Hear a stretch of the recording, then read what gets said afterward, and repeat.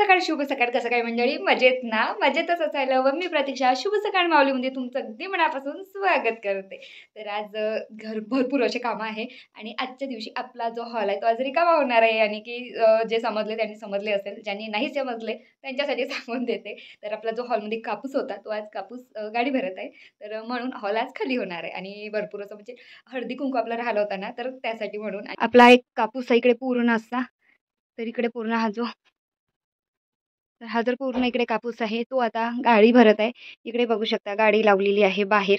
तर हा जर एकदा कापूस गेला तर भरपूर अशी सारी जागा रिकामी होते आणि आपल्या महिलांना किंवा आपल्या मैत्रिणींना बसण्यासाठी जागा रिकामी होते. तर आता बघा एवढीच जागा अशी आहे. अजून ओवीचा बड्डे बाकी आहे आणि आपला हळदी-कुंकू. तर आता कापूसच भरायचा होता म्हणून हे गाठोडे फक्त मोजून असे ठेवलेले आहे, जेणे की आपलं म्हणजे घरामध्ये आधीच आपली जागा कमी आणि वरून म्हणजे कशाला आता खुन्यामध्ये वेळ टाकायचा कापूस.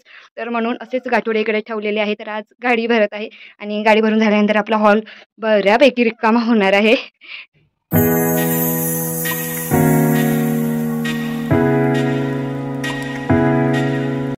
काय करत आहे तू? काय करत आहे? तिकडे इकडे इकडे इकडे दरवाजाला काढ जाडके.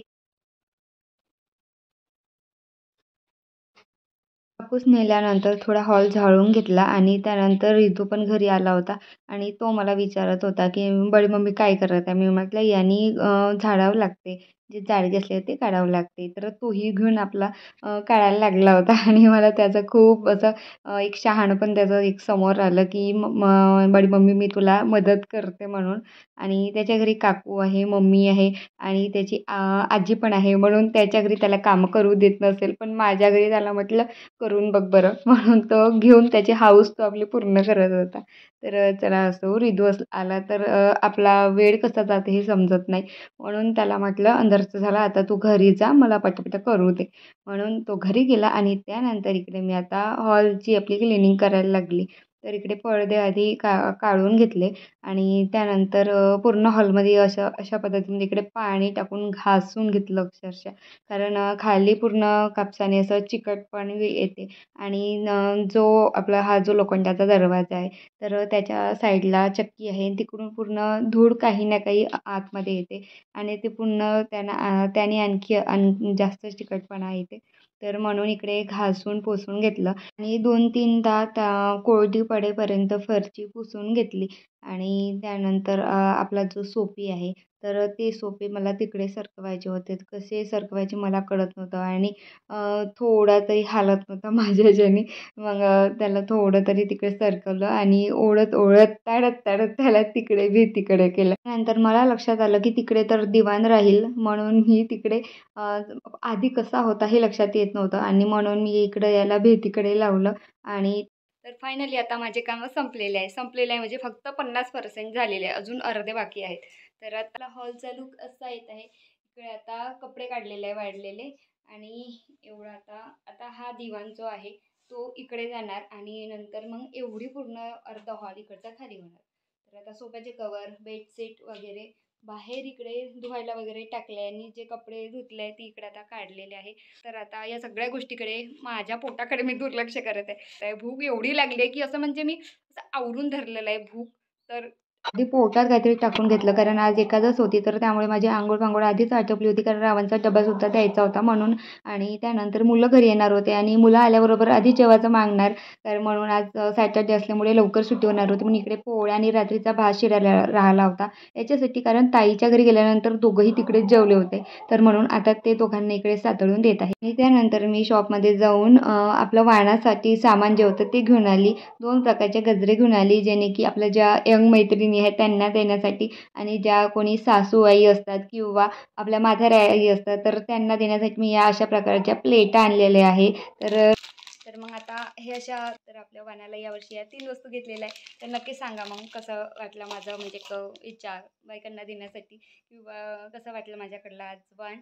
तर फायनली भरपूर दिवस झाले घ्यायचा डोक्यामध्ये होतं. तर आता फायनली घेऊन झालेलं आहे आपला हळदी कुंकाचं जे काय आहे ते. आणि आता जे आपलं हॉलमधलं हे जे वरचं आपल्या वस्तू आहे तर त्या थोडीशी विल्हेवाट लावायची आहे त्याची. तर आता बऱ्यापैकी शेतातले कामं आटोक्यात आलेले आहे. तर ते फवारा वगैरे ते वरच्या वॉशरूमच्या सज्जावर जाऊ शकते.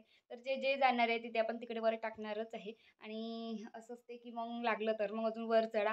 कारण याच्यामागे वॉशरूमचा एरिया जो वरचा सज्जा आहे भयंकर मोठा आहे. तर तिथे पुन्हा अजून चढा, तिथे लाईट नसतो. तर तिथे पण त्यांना त्रास होते चढणं म्हणून ते सहसा इथेच ठेवतात. तर आवडल्यानंतर बघूच काय कसं होते ते. आणि आपल्याला हा जो हा आहे आणि आपला हा जो दिवाण आहे तो सुद्धा आपल्याला तिकडे लावायचा आहे. तर आता पाहू. आज आहे उपास आणि गाजर वगैरे किसून घेते आणि त्यानंतर आता पाहू स्वयंपाकाचा आधी बघू. नंतर चक्कीसुद्धा लावायची आहे. भरपूर असा वेळ होत होता. मी म्हटलं वेळ होत आहे आणि म्हणून मी लवकरात लवकर गेली आणि चक्की लावायच्या आधी घरी आली. म्हटलं दळणं पण नंतर येऊन जाईल. आता आपण इकडे करत आहे हलवा आणि इकडे आता दूध साखर टाकली आहे आणि अर्धा असा नरम पडलेला आहे पूर्ण. तर आता थोडं म्हणजे हे दूध आटलं किंवा साखरेचं पाणी आटलं की त्यानंतर वेलची पूड पण टाकून घेऊ.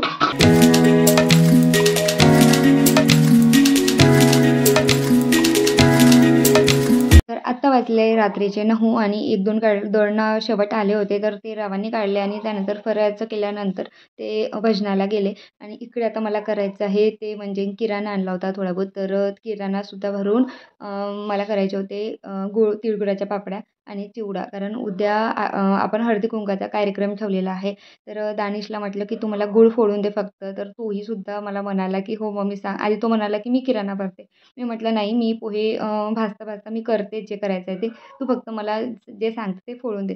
तर त्याने असा गूळ फोडून दिला इकडे आणि 2 प्रकारचा गूळ होता. आधीचा 1 किलो आणला होता. तर तो ऑरेंज कलरचा आणि आत्ता जो आणलेला होता तो थोडा व्हाईटमधून होता. तर म्हणून ते मी तिकडे दाखवलं तुम्हाला. माझी मम्मी नेहमी एक सांगायची की "भूक नसो पण शिदोरी असो." म्हणजेच आपण जे तीळ आणतो तर त्यातली थोडीशी तरी काढून ठेवायची, जेणे की पुढच्या वेळेस आपल्याला ते कामी येईल.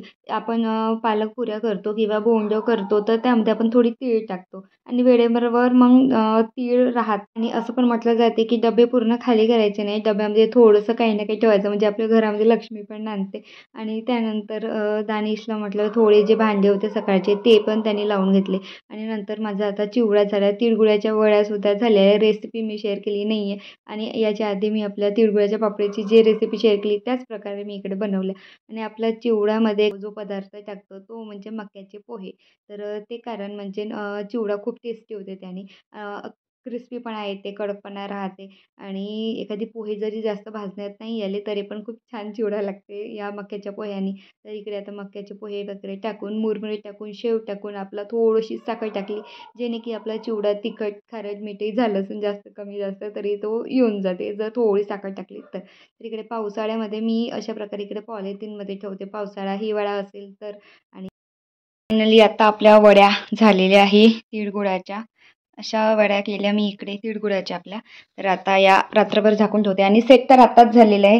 हे बघा जागा सोडली आहे यांनी पण आणि म्हणून आता हे झाकून ठेवते दोनही ताटं. इकडे ना मी छान असा आपला हलवा केला आहे. पण हलवा ना गरम-गरम खूप छान लागते. पण बायकांना कधीच गरम खायला भेटत नाही, कधीच नाही. आणि ज्यांना खरंच खायला मिळत नाही ना गरम-गरम त्या व्हिडिओला आत्ता लाईक करा.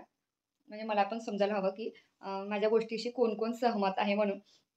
तर आता इकडे हलवाच आहे आणि स्वयंपाक केला आहे. बट आता काही जेवत नाही, काहीच अशी भूक राहिली नाही आहे.